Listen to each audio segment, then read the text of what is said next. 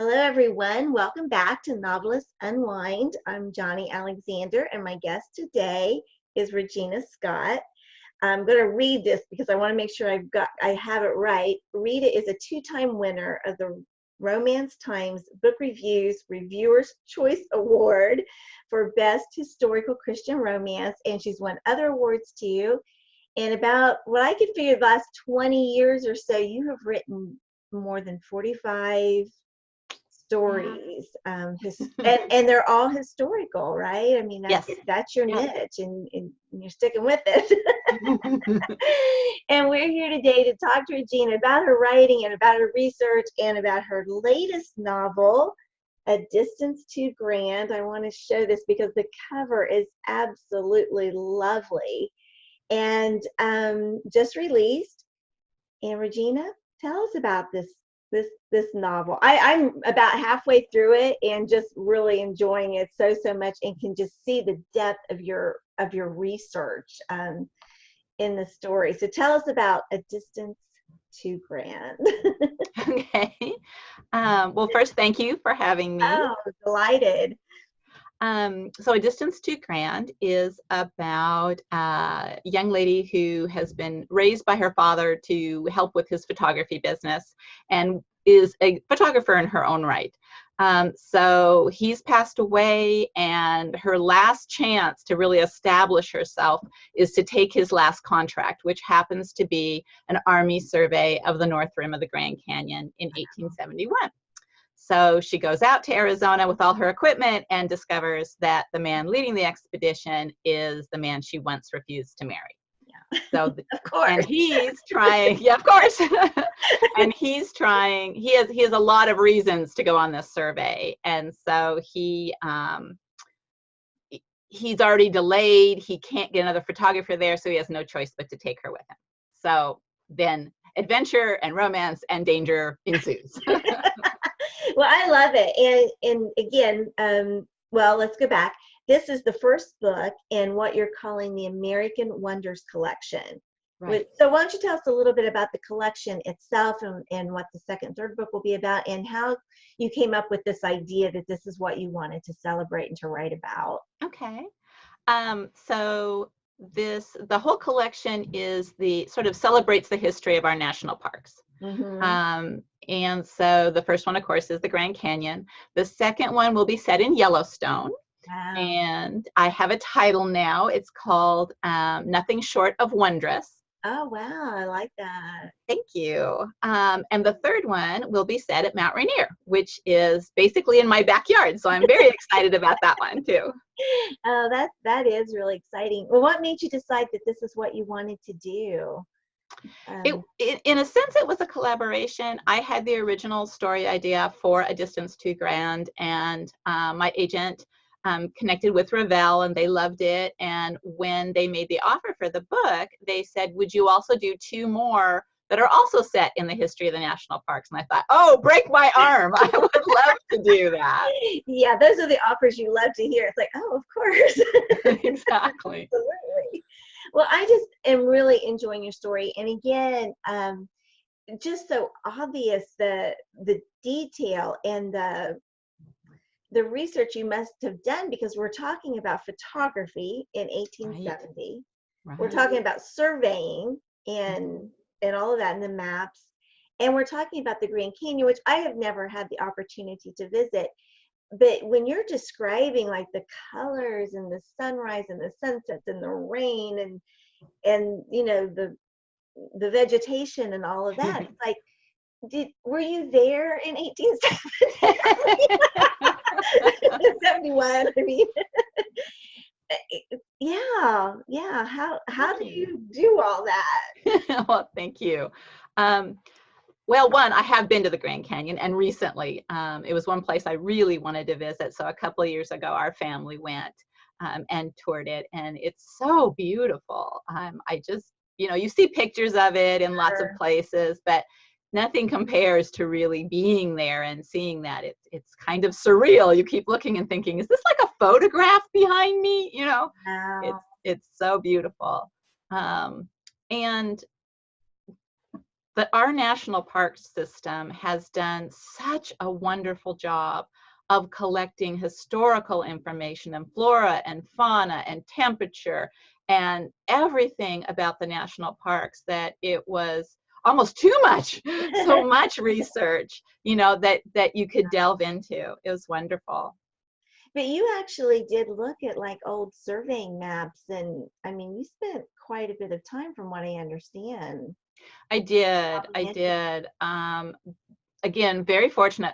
God bless the internet. I mean, there's so many things that you can find, and a lot of the information on the Wheeler survey, which is mentioned in the book. Ben cuts his teeth on the Wheeler survey.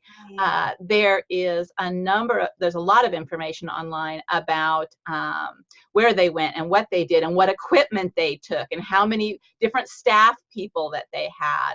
So that was fascinating. And then, yes, I did have a big map of the Grand Canyon, and I'm plotting every little step that they took. Okay, tonight they're sleeping here, and what would they have seen, and what would they have found? And tomorrow night they're sleeping here, you know. Oh my gosh, that is just terrific, though. And again, just for those watching, here's the book, A Distance Too Grand, and truly, you do feel like you are right there with these people. And the photography too was so interesting, because you talk about how she has these plates and she can only take so many, and so it's not like us with our cell phones where we can just do whatever we want. That's Then right. we just discard ones we don't like, or just keep them on the phone and never That's right. pay attention to them again. I mean, she had to be really kind of judicious about what the shots that she was taking, because she only had 50 plates with her, and preparing them. And you touch on this a little bit, the chemicals that she's using, and Right. now we would know, the health issues that comes from something like that. Absolutely. And inside that little tiny, 6x10 van, just think about all the fumes and yeah. It really was something. That was another one that was just so interesting to research. And I happened across a article that had been written by Oliver Wendell Holmes, where he talked about, perhaps our readers would like to know how photography works. And he walked through the whole mixing the collodion and the whole thing. So it gave such a solid feeling to me to be able to describe it, because here was someone from that time period describing how it worked. It was wonderful to come across that. Oh, what a gift. Yeah. Well, let's talk about your writing journey. So you've been writing and publishing since about 1998, I think I read, Yes. and writing Regency romances, sweet Regency romances. And I love some of the titles that you have, and I'm not going to remember any of them, but go to Regina's website, because she's got these different collections, and you're so clever with your titles and your words, like the Marrying a Marquess, and what were some of the others in that one? I was just chuckling over them because they were so cute. That was my most recent series, Fortune's Brides. And yeah, it all starts with a never, and then there's an alliteration. So it's never doubt a duke, never borrow a baronet, never envy an earl, that kind of thing. Yeah. So cute. So yeah, so tell us about, I know you were writing since you were very young, and yeah. like me. Yep.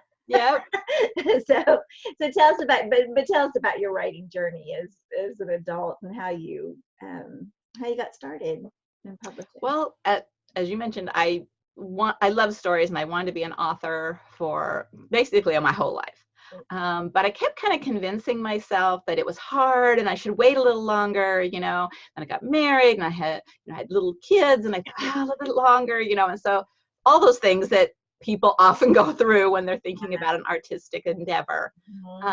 And one day my husband and I were talking and about how you define yourself as a person. And I said, that's easy. I'm a writer. And he said, you're not a writer. You never write.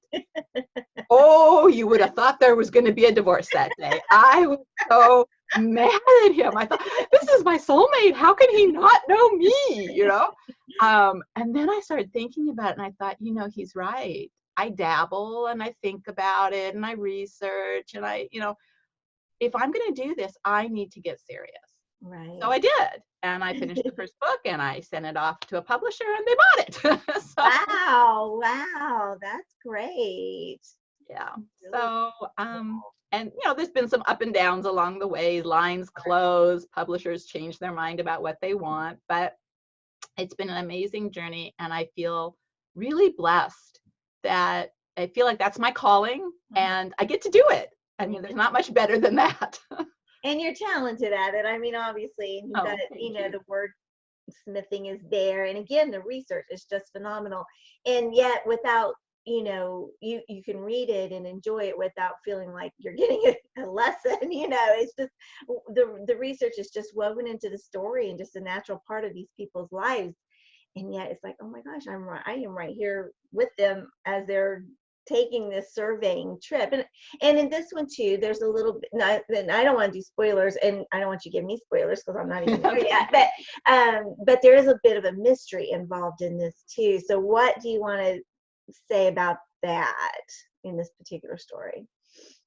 As I mentioned, Ben, the hero, Mhm. has more than one reason to go on this survey. One, he wants to prove himself that he can lead a survey team, but also his father, the colonel, has gone missing in this area within the last few months, and the Army has pretty much said, "Oh well, that happens. It's probably hostile accidents, whatever. We looked, we can't find him. That's the way it goes." He's not convinced that it's that simple. So he has a burning desire in his heart to find out what happened to his father. Of course. So that, yeah, so that just adds this whole nother element to the story of this little bit of suspense and intrigue. Mm-hmm. So I have read that you have an amazing costume collection. Guilty. And I wondered if you would tell us a little bit about your costume collection. Sure. I guess I'm one of those people that just never outgrew playing dress up, right? So I do have a hot costume collection. It's focused mostly on historical, which is no surprise.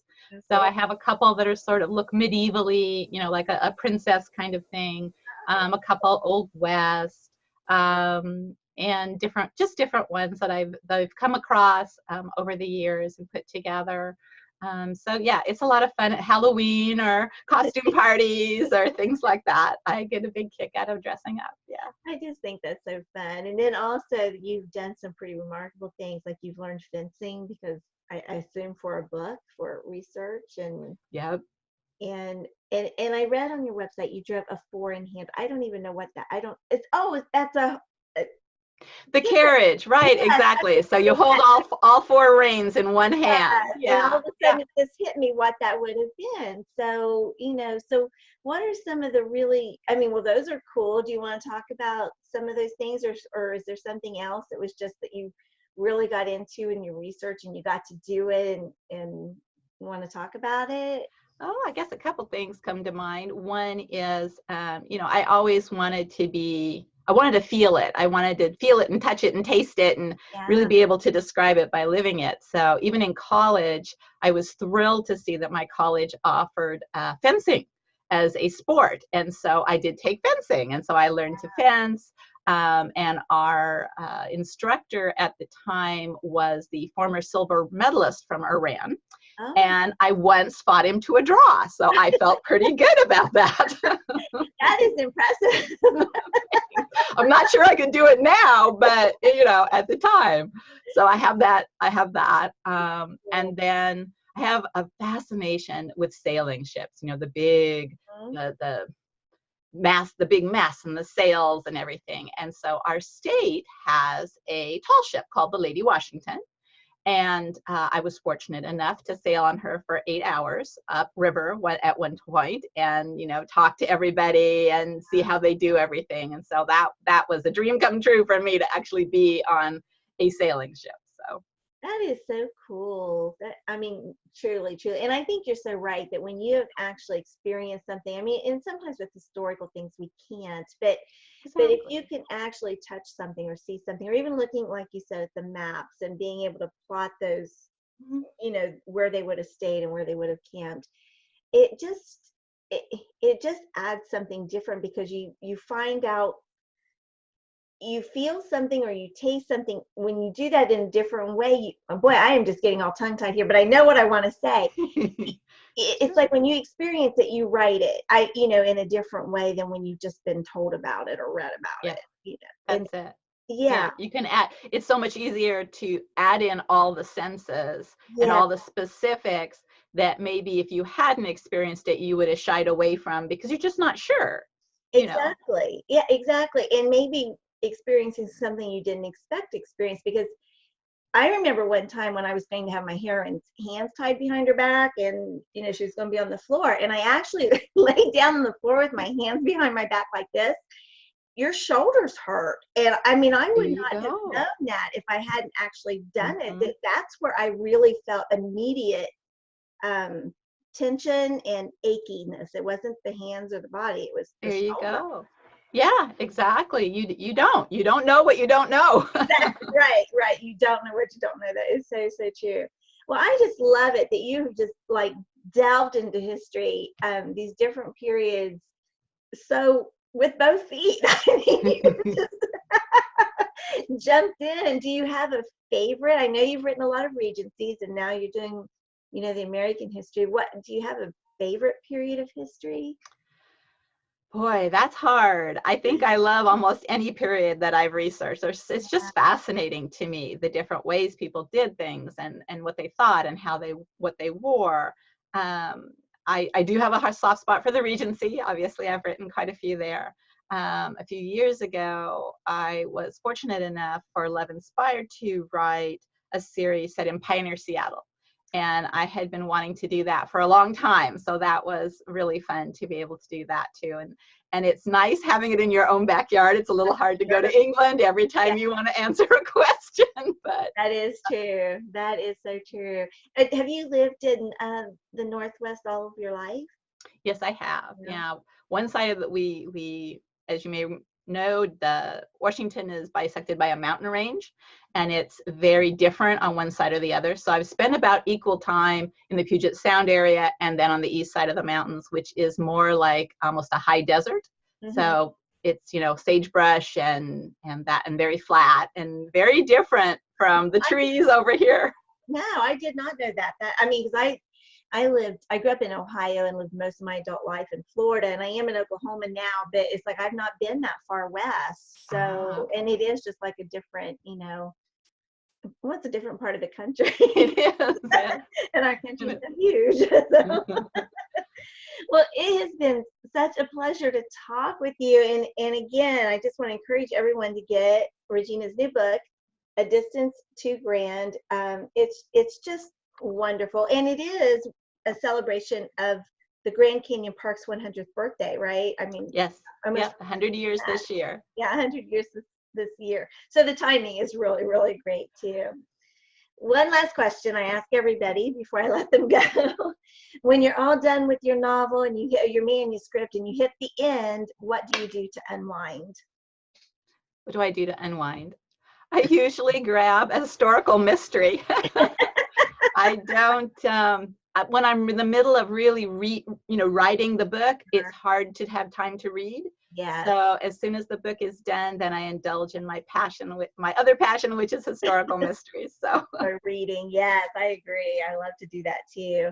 Regina, thank you so much for being my guest today. This has been so much fun to talk with thank you you. for having me. Thank you.